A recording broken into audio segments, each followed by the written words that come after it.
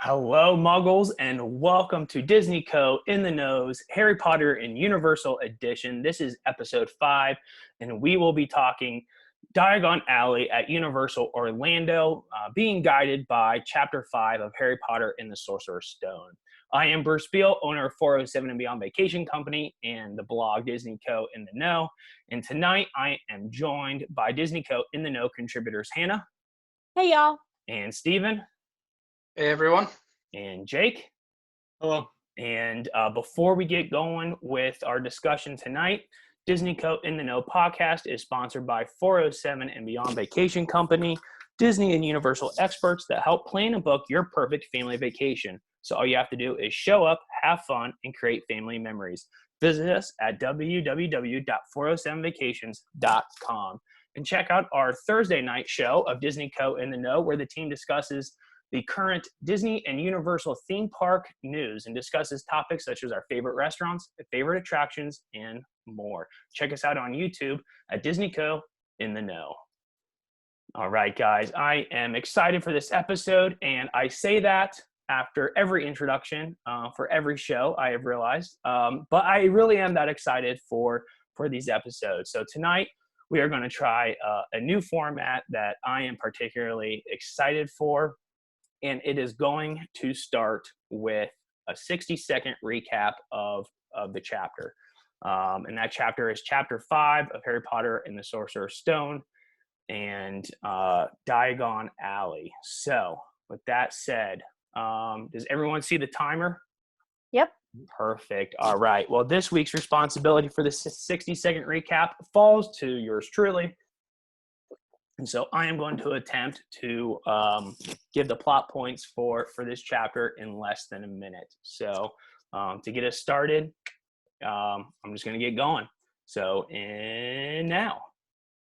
All right, perfect. All right, so Harry wakes up in the hut, and Hagrid is still there, and Hagrid and all the events the night prior are not a dream. Hagrid takes Harry to Diagon Alley, but first he's accosted by admirers in the Leaky Cauldron, specifically Doris Crockford and, importantly, Professor Quirrell. Harry and Hagrid go to Gringotts Bank, and we find out Harry has money, and a lot of it. We also get to meet Griphook, who comes back later in the series as an important character. Harry gets school supplies, including a white owl and his wand at Ollivander's. We meet Draco Malfoy in the robe shop, Maud and Malkin's, and we learn that Harry and Malfoy are not going to be the best of friends. And then to finish the chapter, Harry goes back to the Dursleys to finish summer, and Hagrid gives him a train ticket to Hogwarts, and he closes the chapter with, all the information's on the ticket. All right, we made it. Very good. Well done. Just barely made it. So, that timer's just going to keep going. Hold on. All right. So that is the 60-second recap. Guys, what did I miss? What did I get? How was it? I feel like you hit all the main points. We met Malfoy in the robe shop. One big thing is also kind of getting Hedwig and hitting Ollivanders, and getting the wand, and Ollivander's exchange with Hagrid about Hagrid's wand being broken. But that was kind of the main stop I think you missed. But other than that, you hit them all. Yeah, you got Professor Quirrell, and it's important to know that he's extremely nervous and seems like a very scared person, which is kind of puzzling for someone who's going to be the Defense Against the Dark Arts professor. And you learn that he kind of had a run-in with something this summer, but you don't know what. I think we all know why he's nervous at this point. That's true. We do. Just too many butterbeers at the Leaky Cauldron. So let's is there anything else I missed before we move on? No? Okay. Let's talk about who our favorite characters were. Jake, who was your favorite character of the chapter? For me, I think it's Ollivander. He's really got a mysticism around him that none of the other wizards do, at least thus far. He knows who Harry is right away when he comes in without having to ask or anything like that, which is kind of cool. And I love how he remembers all the past wands. He can recite Harry's parents' wands and Hagrid's wands, like the length and materials and stuff like that. I just think he's a really cool chapter, and even once the whole wizarding world kind of becomes normalized for us, he still has like a magical feel about him that's really cool. Yeah, that is cool. Steven, what about you? I probably enjoyed Hagrid in this chapter. Okay. Just kind of being the one that kind of takes Harry around, um, purchases the owl, and takes him to the different shops, and he's just there to kind of remind Harry that even if you don't come from a traditional wizarding family, that there's a lot of good muggles that learn magic, and everybody kind of starts at square one in their first year. So I kind of enjoy his supportive role in this chapter. That's cool. Yeah, for sure. Hannah, what about you? Steven hit the nail on the head. It's Hagrid for me, and I think the moment that really sealed that for me was when he goes, "Oh, I've still got to get your birthday present," and Harry's like, "Oh no, really, you don't have to," and Hagrid's like, "I don't think you've really probably gotten very much, and I want to get you something." And it's this kid that he barely knows, but already he loves him so much and just wants to like take care of Harry, and that for me was really special. So. Yeah, I totally agree. And although I typically do say Hagrid, I'm going to say my favorite character of this chapter is Daedalus Diggle, who Harry meets in the Leaky Cauldron. Who? Yeah, Daedalus Diggle. He's only mentioned once, but no, I'm just kidding. It's not Mr. Diggle. It's definitely Hagrid. For the 4th out of the 5th week in a row, Hagrid wins favorite character of the chapter. For the same points that Stephen and Hannah mentioned, he not only is introducing Harry to the wizarding world, he buys him his owl. They're eating ice cream in Diagon Alley. He's explaining to him where wizards can come from. Overall, except for the last part of the 60-second recap where I said he gives him a train ticket to Hogwarts with all of the information on it, except for that minor slip up, which we'll probably get to in next chapter, I would say for sure my favorite character is Hagrid. So any comments on that? I think we had 3 Hagrids out of 4, right? We're just gonna have to rename this the Hagrid show. Yeah, we could do that. We could start a Hagrid fan club. I'm sure it already exists. But you know what probably doesn't exist? A Daedalus Diggle fan club. So I think we'd be onto something there. I think it was really fun. Your shout out to him, obviously, but having him mentioned in this chapter, because in the beginning chapter, he's like the one wizard that McGonagall calls out by name. She's like, he was doing this and celebrating in the streets, and he was being ridiculous. And then you finally get to meet him, and you're like, oh, 100% ridiculous. Like, it's the imagery to kind of have of him in that name. So I thought it was fun getting to meet him. So. Okay, I changed my mind. Favorite character of the week, Daedalus Diggle. So all right, let's move on over to our next segment, a would you rather proposition. So Jake, you have this for this edition or this episode, excuse me. So what do you have for us? Yeah, so this is the Diagon Alley chapter. So that's where we're going to focus this question here. It's going to be a little open-ended, not like just a 1 or 2 choices thing. But what I'm going to pose is, if you got to go to Diagon Alley, but you could only go into one shop to buy something or to shop around or look around, which shop would you choose? Oh, Jake, that's a good question. And I need some time to think about that. So let's turn right over to Stephen. What do you have to say, Stephen? Okay. I am probably going to Ollivander's. To me, when you think of magic, you think of a wand. And I want that experience of having the wand, choosing the wizard. To me, that's kind of where the magic begins, and that's just too fundamental of a piece that you need to enjoy the rest of the magic world. So for me, it's Ollivander's. Is Hannah?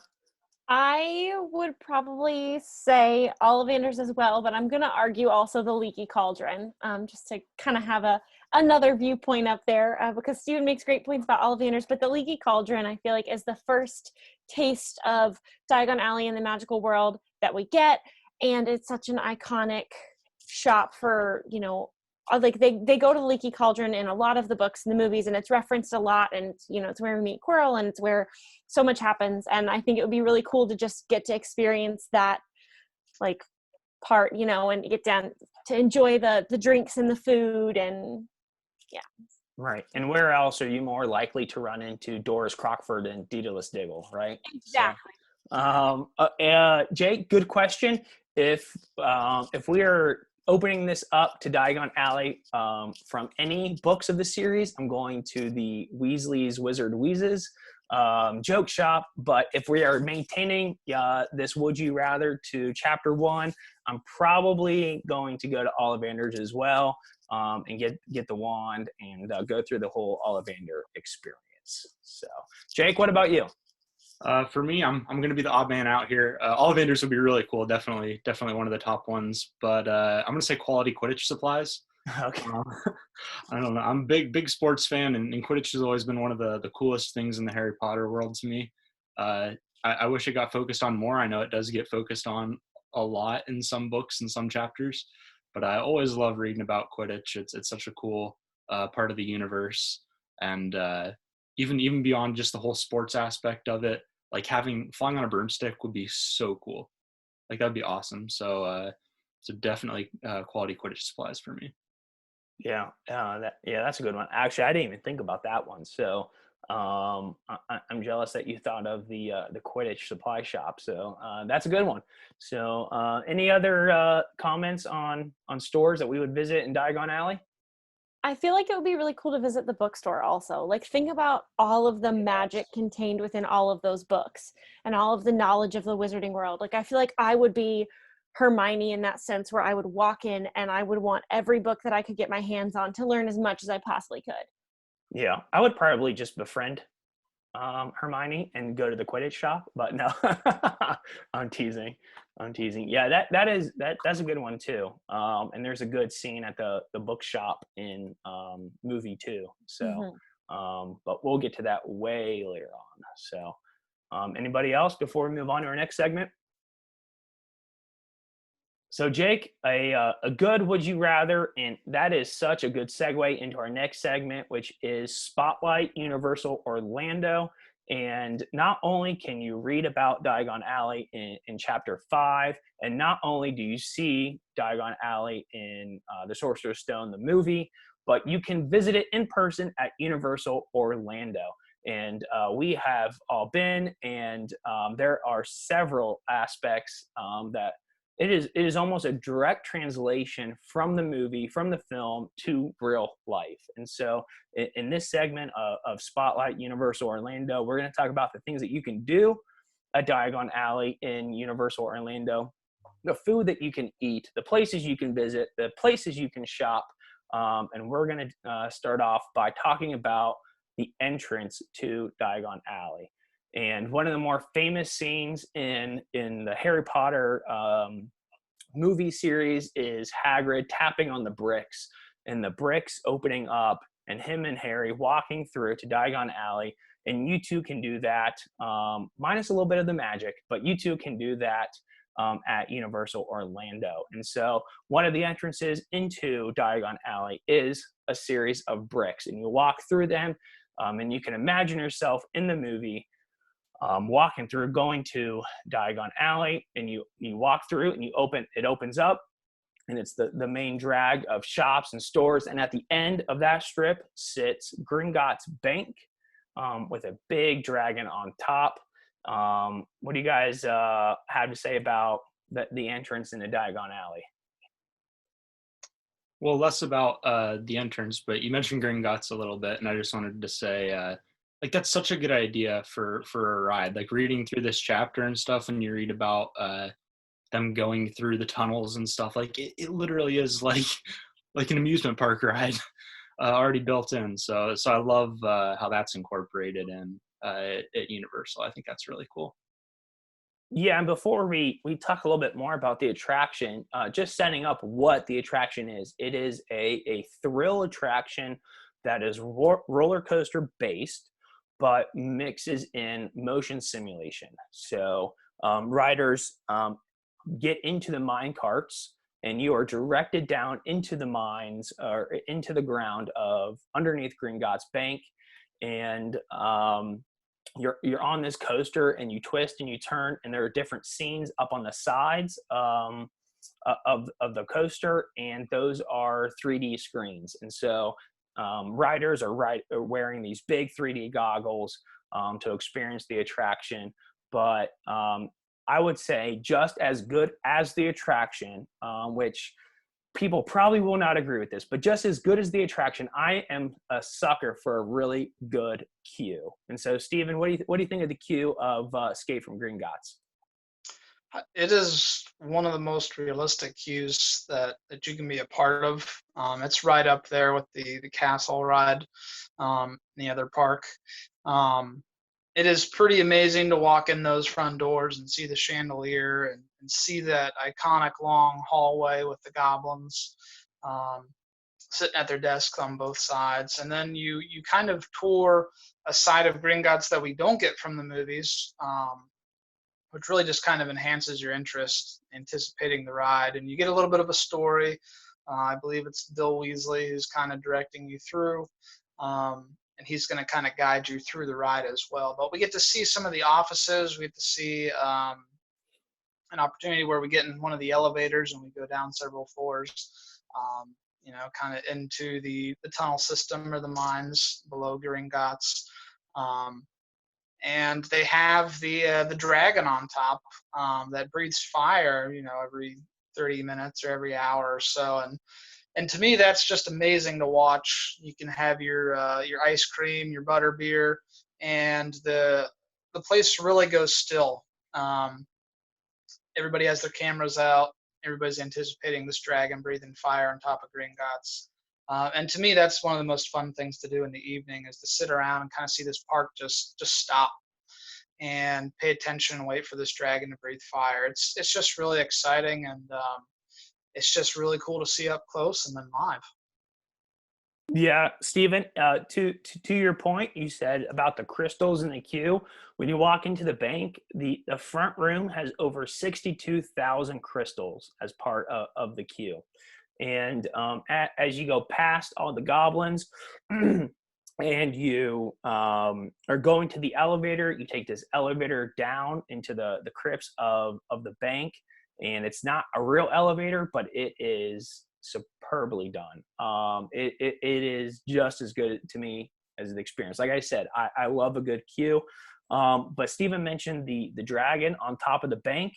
The fire that it spits out every so often can reach temperatures up to 3,560 degrees Fahrenheit. So that is he's breathing fire, and it's hot. So as if you need any more heat in the middle of a hot Florida day, he's breathing over 3,500 degrees Fahrenheit.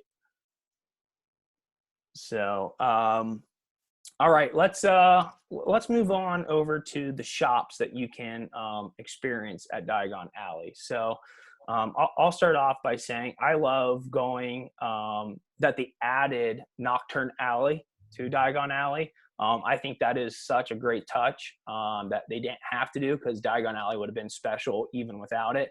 But the fact that they added this dark alleyway off the side of Diagon Alley, and it ends at Borgen Burke's shop is unbelievable. It is dark. It is, it feels a little bit spooky back there. It feels like you have entered the wrong parts of Diagon Alley. And I just think is a great touch. Hannah, what do you think of Nocturne Alley? I think it's fantastic to add that, because it really gives you another side into the wizarding world. And, you have the dark magic and everything. And so much of what they've created with Diagon Alley is this like happy and exciting, because that's what Harry Potter is for so many people, but there is that dark side, and getting to go and experience that and kind of feel what Harry felt when he went there in the second book. I just think it's fantastic, and getting to go in the shop and look around, and I love that they added that. Yeah, and Jake, you and I had discussed previously how cool it is that that opens up another whole arm of merchandise. So you can go get your Hogwarts, your 4 houses of T-shirts and wands and scarves, but it's really cool to be able to go and get apparel from the dark side. Yeah, whichever whichever side you support, you can be that in real life. Like that's always fun. That's one of the funnest parts about Harry Potter is there's the different factions and stuff like that. So it's always cool to see that realized and something you can participate in and do.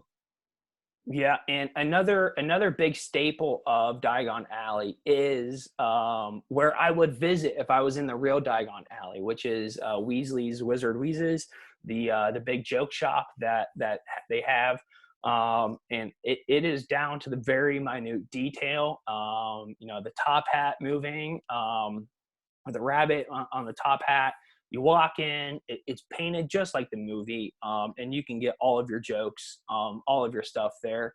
So what do you guys think of this store and this adaptation into Universal Orlando? I I think love. it's really humorous. Sorry, Hannah. I think it's really humorous to see all the different inventions and the names of the candies that the Weasley brothers create, and then you can actually go buy it. Right, their box of sweets that can make you sick to get out of class and things like that. You can go purchase those jokes, those gag gifts. Um, and so to me, it's just cool that you can actually bring that home with you.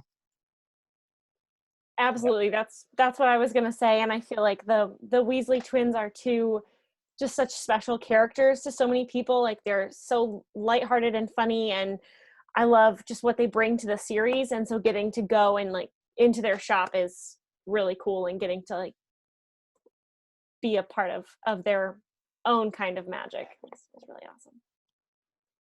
Yeah, and one thing I want to make sure that we do touch on when talking about Diagon Alley at Universal is the entertainment. And you wouldn't think of entertainment being a big draw to Diagon Alley, but it really is. You can see one of two shows. You can see Celestina Warbeck and the Banshees, which is a group of I think four female entertainers who come out on stage and sing, and they are good, and you can hear them from all across Diagon Alley. It is a lot of fun. It usually does draw decent crowds, and it's just a nice touch to have like live entertainment in Diagon Alley. The other show is the Tales of Beetle the Bard, which is like a puppeteer type reenactment, where actors are kind of wearing the different characters from Tales of Beetle the Bard. And if you're familiar with Finding Nemo show over at Animal Kingdom at Disney, this is quite similar with the puppeteers, and they retell a story, and it is really special. The last time that we were there, just recently, before the parks closed due to COVID-19, Stephen and I were watching this show, and we were talking about just how great of storytelling it is. I think the inclusion of that in Diagon Alley was really smart on Universal's part. And I feel like something like that probably exists in the actual like Diagon Alley from the series, even though she never specifically mentions it. We know from later on that the Tales of Beetle the Bard was such like, and all of the kids grew up knowing the stories. Like Ron talks about it in the 7th book, like, hearing the stories before bed and knowing these stories by heart because it's the wizard's fairy tales. And so I feel like if you were going to some big shopping center, there would probably be some sort of kids entertainment area. And I'm sure a puppet show of these classic fairy tales would fit right in and be something that would probably actually exist. So I love that they put that in as a show for visitors to see. Yeah, yeah, absolutely. I can imagine this in the real Diagon Alley for sure. So we will be talking about Diagon Alley again soon in other chapters and in other books as events take place there. But is there anything else that anybody else wants to add about Diagon Alley before we wrap up this segment? I would just say one thing that adds to the magic is just the level of interaction you can have with the storefronts. And so obviously you have all the photographic scenes from the movies that you can recreate, walking up to, quality Quidditch supplies, seeing the Nimbus 2000, taking your picture, seeing the poster of Gilderoy Lockhart in the bookstore, taking your picture, but also the wands. The type of wands that you can buy are actually interactive with the park. And so you can go around and wave your wand and basically cast a spell and make water shoot out of a fountain or plants move in a store window front. And so it's more than just walking through an experience or a museum or a theme park, but it really comes to life when you have, all these adults walking around in wizarding robes and their house scarves and they're waving wands and they're able to, make water appear, or they're able to change a statue. And so to me, that just kind of brings the feel alive when everybody's kind of running around, really getting involved in the world itself.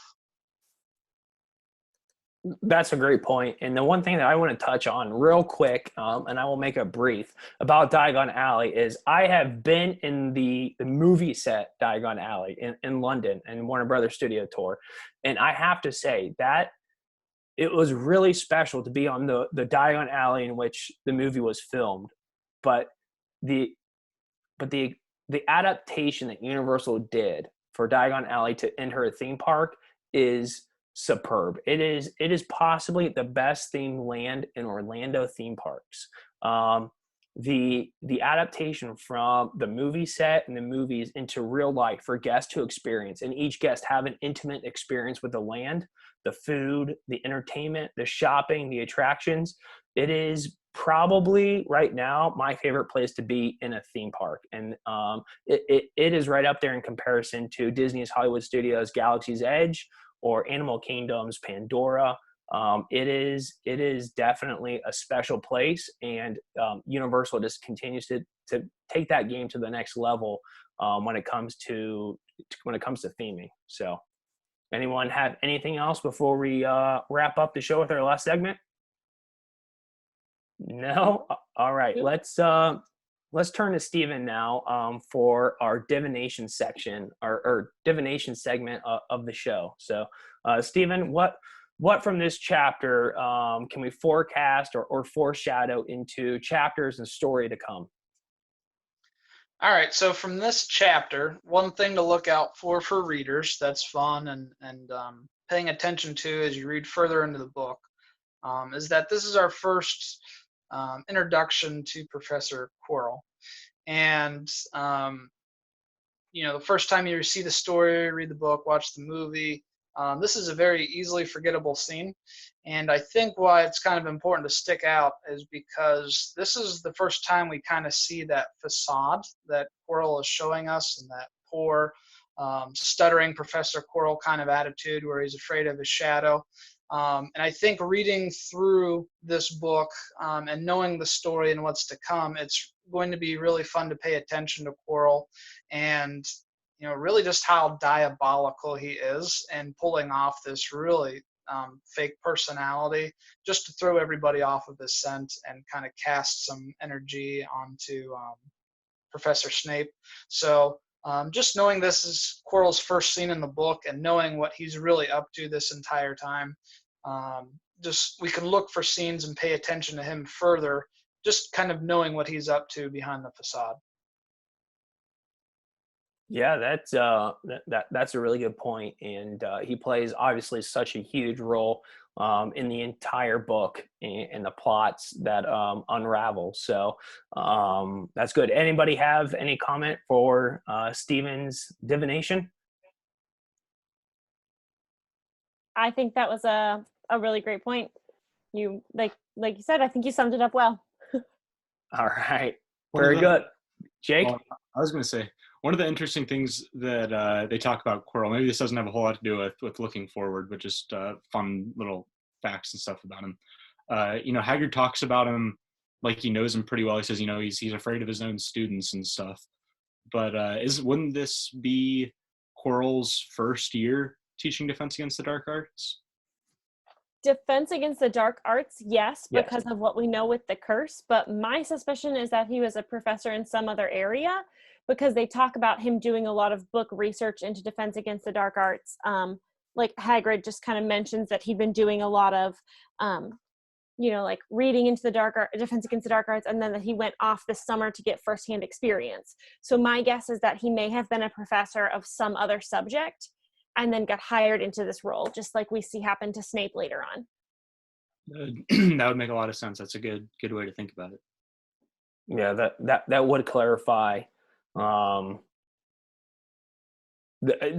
would, excuse me, sorry, that would clarify, him going off and getting more experience and being scared of his students in that comment. So that's a good point. Anybody else? All right, very good. Well, guys, that is episode 5 of Disney Co. in the Know Harry Potter Universal Edition. Follow us on Facebook at 407 and Beyond Vacation Company. Join in on the discussion on our Facebook group, Disney Co. in the Know, and visit us at www.407vacations.com. And Muggles, until next time, we'll see you in episode 6. Have a good week.